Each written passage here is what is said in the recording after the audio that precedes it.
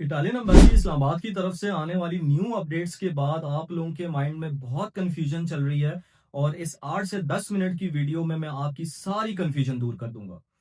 ये वीडियो दो पार्ट्स में डिवाइड करूंगा। मैं सबसे पहले पॉइंट में मैं आपको चेकलिस्ट को एक्सप्लेन करूंगा कि चेकलिस्ट में हमने क्या क्या डॉक्यूमेंट्स एम्बेसी को प्रेजेंट करने हैं, और दूसरे पार्ट में मैं एक्सप्लेन करूंगा कि आपने अपने डॉक्यूमेंट्स को कहां कहां से अपोस्टाइल करवाना है या अटेस्ट करवाना है। ठीक है, तो सबसे पहला पॉइंट है national visa application form. National visa application form इस तरह का होता है, हमेशा आपने इसको कैपिटल लेटर में फिल करना है और इसको बार बार पढ़ना है कि इसमें कोई भी टाइपिंग मिस्टेक ना हो, क्योंकि सम टाइम टाइपिंग मिस्टेक की वजह से भी आपकी वीजा रिजेक्शन आ सकती है। अगर आपको इस एप्लीकेशन फॉर्म का फिल्ड सैंपल चाहिए तो इस ईमेल पे आप मुझे कांटेक्ट कीजिएगा, मैं आपको प्रोवाइड कर दूंगा। दूसरा पॉइंट है आपकी passport size picture. Passport size picture हमेशा वाइट बैकग्राउंड की होनी चाहिए, नॉन ग्लॉसी पेपर पे ये प्रिंट होनी चाहिए। और फीमेल्स के लिए इंस्ट्रक्शन है कि वो विदाउट दुपट्टा विदाउट स्कार्फ अपनी पिक्चर को खिंचवाएं। तीसरा पॉइंट है प्रूफ ऑफ रेजिडेंस।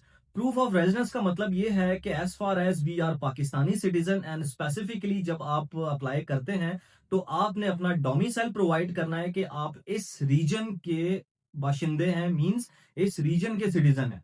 ठीक है, उसके लिए आपको डोमिसाइल प्रोवाइड करना है प्लस अपना सीएनआईसी प्रोवाइड करना है। उसके बाद चौथा पॉइंट है आपका वैलिड पासपोर्ट। ये बहुत जरूरी पॉइंट है कि मोस्टली स्टूडेंट्स का जो पासपोर्ट होता है इतना ज्यादा लॉन्ग टर्म के लिए वैलिड नहीं होता और वो अपनी वीजा सबमिशन करवा देते हैं, तो उसके दो नुकसान होते हैं। या तो आपकी वीजा सबमिशन नहीं होती, और लकीली अगर आपकी वीजा सबमिशन हो जाती है तो एम्बेसी आपका केस रिजेक्ट कर देती है। तो इसलिए आपका जो पासपोर्ट हो वो 6 मंथ्स या मोर देन 6 मंथ्स के लिए वैलिड होना चाहिए। Fifth point is proof of transportation. Proof of transportation का मतलब कोई बस गाड़ी नहीं है, उसका मतलब ये है कि आपने फ्लाइट की डमी टिकट दिखानी है। ठीक है, डमी टिकट का ये मतलब होता है कि आपने एक अपनी आइटनरी उनको दिखानी है कि मैं इस तारीख को इटली जाने का प्लान कर रहा हूं, तो आपकी जो प्रोफाइल की एवेल्युएशन हो तो वो उसी के लिए उसी के अकॉर्डिंगली ही हो। माय सजेशन इज कि अगर आपकी आज सबमिशन हो तो आप अपनी आइटनरी 2.5 से 3 महीने बाद की एम्बेसी को प्रोवाइड करें, क्योंकि इतना टाइम लग जाता है एम्बेसी को आपको डिसीजन देने में। ठीक है, उसके बाद आ जाता है 6 पॉइंट हेल्थ इंश्योरेंस का। हेल्थ इंश्योरेंस या ट्रैवल इंश्योरेंस इसीलिए जरूरी है कि वंस जब आप ट्रैवल करते हैं इटली के लिए, अल्लाह ना करे अगर आपके साथ कोई मिसहैप हो जाता है, तबीयत खराब हो जाती है, कोई भी इश्यूज हो जाते हैं, तो ये जो आपकी हेल्थ एंड ट्रैवल इंश्योरेंस होती है तो ये उसमें वो सारी चीजें कवर्ड होती हैं।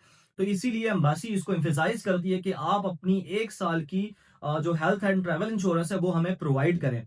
और मेक श्योर ये कीजिएगा कि यार प्रॉपर किसी अथेंटिक बंदे से ये हेल्थ इंश्योरेंस अपनी बाय करें, क्योंकि फेक इंश्योरेंस की या ट्रैवल इंश्योरेंस की वजह से भी आपकी वीजा रिजेक्शन हो सकती है। उसके बाद 7 पॉइंट आ जाता है आपका प्रूफ ऑफ अकोमोडेशन। ठीक है, आपको एम्बेसी को ये भी इंश्योर करवाना पड़ता है कि हम जब इटली पहुंचेंगे तो हमारे पास छत है। ठीक है, और हमने वहां जाके रहना है। ठीक है, वो आपकी 1 महीने की होटल की बुकिंग भी हो सकती है। अब 1 महीने से बढ़ा के उन्होंने 45 डेज का कर दिया। ठीक है, वो आपकी 45 डेज की होटल बुकिंग भी हो सकती है, या अगर आपका कोई दोस्त या कोई रिश्तेदार वहां रह रहा है तो वो आपको हॉस्पिटैलिटी भी प्रोवाइड कर सकता है as a proof of accommodation.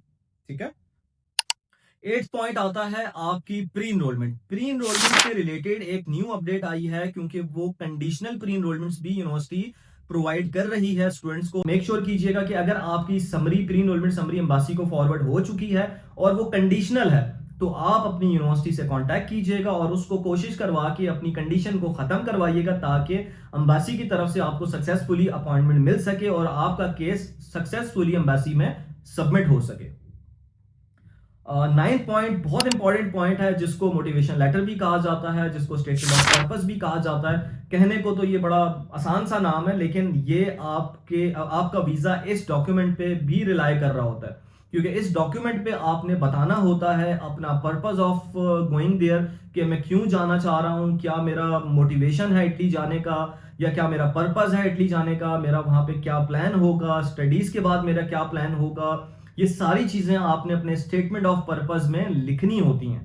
ठीक है, 10th पॉइंट है एडमिशन लेटर का। एडमिशन लेटर भी एक इंपॉर्टेंट फैक्टर है आपके वीजा सबमिशन का, और आप में से बहुत से स्टूडेंट्स को एडमिशन लेटर नहीं रिसीव होता, बट आपको ईमेल जरूर रिसीव होती है अगर यूनिवर्सिटी ने आपको एक्सेप्ट किया हुआ है तो। ठीक है, तो आपने परेशान नहीं होना। अगर आपके पास एडमिशन लेटर नहीं है तो आपने उसी ईमेल का प्रिंट निकाल के अपनी वीजा फाइल के साथ अटैच करना है।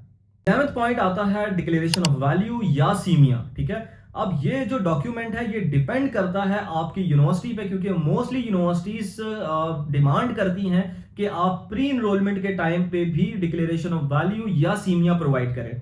As far as we are Pakistani candidates, तो अगर हम पंजाब, केपी के या कश्मीर से बिलोंग करते हैं तो हमें डिक्लेरेशन ऑफ वैल्यू सीमिया के अपना वीजा के साथ सबमिट करवानी होती है, तो वो हमें पहले नहीं मिल सकती है। तो एम्बेसी को यूनिवर्सिटी की डिमांड को पूरा करने के लिए आपने यूनिवर्सिटी को सीमिया जरूर देना है, ताकि आपकी जो प्री इनरोलमेंट समरी है उस पर किसी भी तरीके की कंडीशन ना लग सके।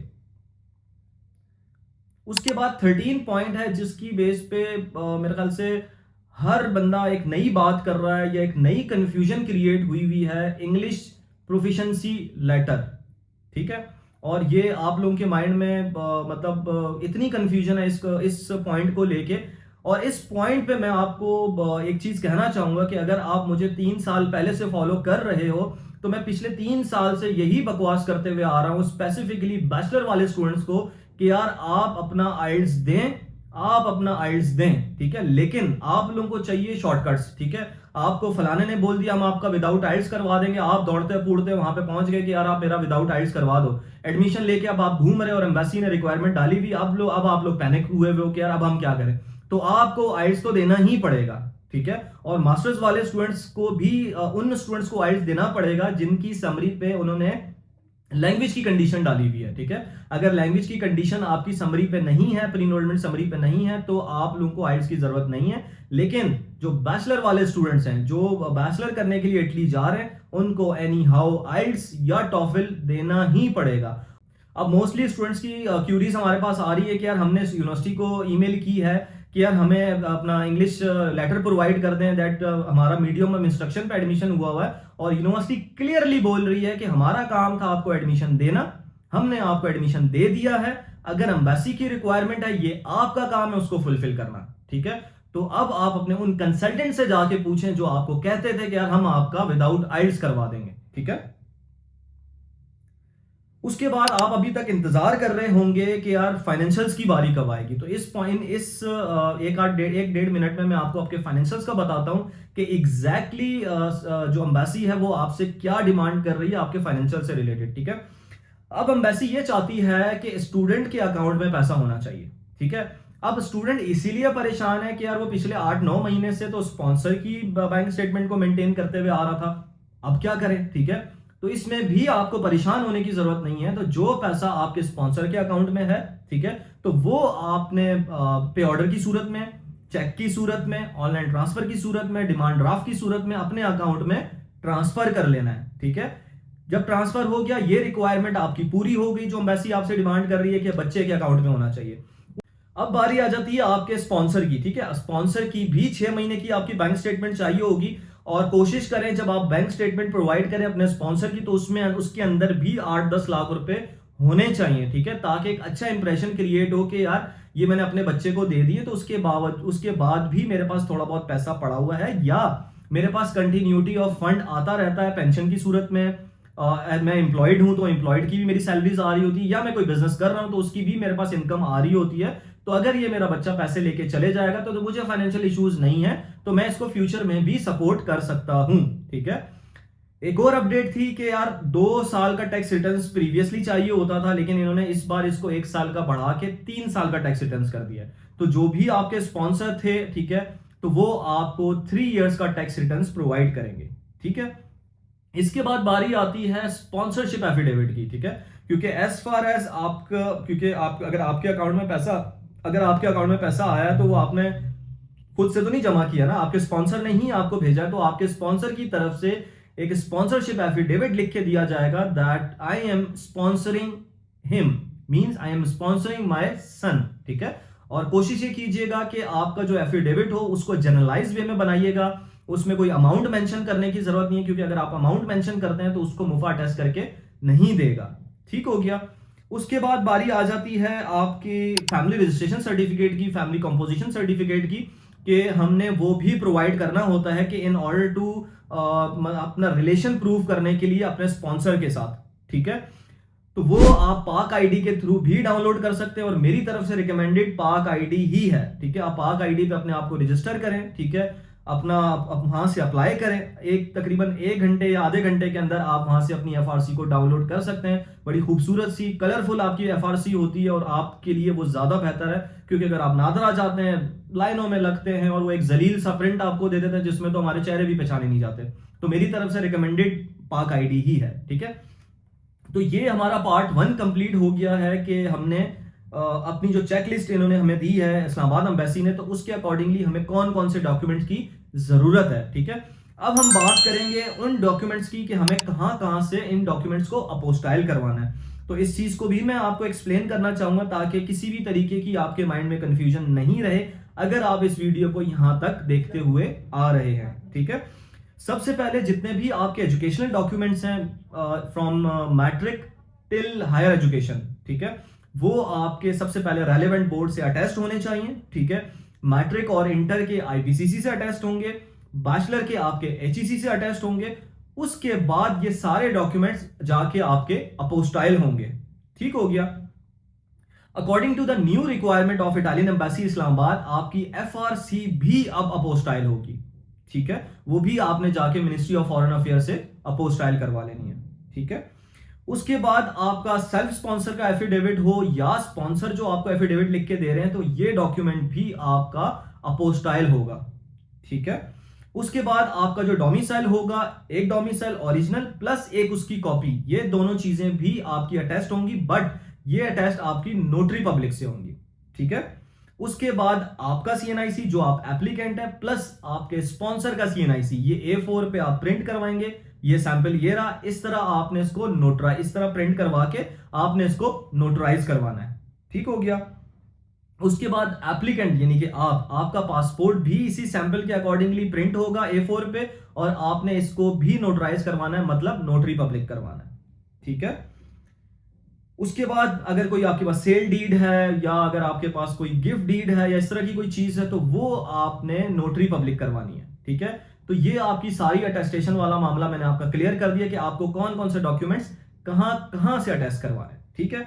अब बात आ जाती है ट्रांसलेशन की कि हमें कौन कौन से डॉक्यूमेंट्स को ट्रांसलेट करवाना है, ठीक है। सबसे पहले जितने भी आपके एजुकेशनल डॉक्यूमेंट्स हैं वो आपके ट्रांसलेट होंगे, ठीक है। आपका जो एफिडेविट है अपोस्टाइल होने के बाद ट्रांसलेट होगा, ठीक है। आपका डोमिसाइल अगर उर्दू में है तो वो इंग्लिश में ट्रांसलेट होगा, ठीक है। और अगर आपकी कोई सेल डीड है, गिफ्ट डीड है, अगर वो उर्दू में है, ठीक है, तो वो भी ट्रांसलेट होगी, ठीक है। तो मेरे ख्याल से ये मैंने शुरू से लेके एंड तक जितनी भी चीजें आपको वीजा सबमिशन के लिए चाहिए, चाहे वो डॉक्यूमेंट से रिलेटेड हो गई, चाहे वो अटेस्टेशन से रिलेटेड हो गई, सारी चीजें 1 बाय 1 करके एक्सप्लेन कर दी हैं। आई डोंट थिंक कि अभी आपके माइंड में 1% की भी कंफ्यूजन बचे, ठीक है। लेकिन एम्बेसी की लास्ट नोटिफिकेशन के बाद फॉरेन से अपॉइंटमेंट्स भी आना शुरू हो गई हैं, तो प्लीज पैनिक क्रिएट ना करें, ठीक है। अगर आपके डॉक्यूमेंट्स अगर अपोस्टाइल नहीं भी होते तो आप at least at the day of submission जाएं अपनी फाइल सबमिट करने के लिए। अगर आपका डॉक्यूमेंट कोई अपोस्टाइल या टेस्ट नहीं होता तो वो आपकी फाइल रख लेते हैं और आपको 2 वीक्स या 3 वीक्स का टाइम देते हैं कि ये डॉक्यूमेंट्स आप हमें अटेस्ट करवा के या अपोस्टाइल करवा के, या जो अगर आपका कोई मिसिंग डॉक्यूमेंट्स होता है तो वो हमें with in that time provide करें, ठीक है। तो आई थिंक कि ये सारी चीजें मेरी तरफ से क्लियर हो चुकी हैं। और इसके अलावा भी अगर आपके माइंड में कोई कंफ्यूजन है, कमेंट बॉक्स हमेशा ओपन होता है आपके लिए, आप उस पर कमेंट करके मुझसे सवाल कर सकते हैं। और जो भी स्टूडेंट्स इटली जाना चाह रहे हैं या इटली जाने का प्लान कर रहे हैं, तो आप उनसे ये मेरी वीडियो शेयर कर सकते हैं, डेफिनेटली उनको फायदा होगा और मुझे फॉलो करें, रिग्रेट नहीं करेंगे। Thank you.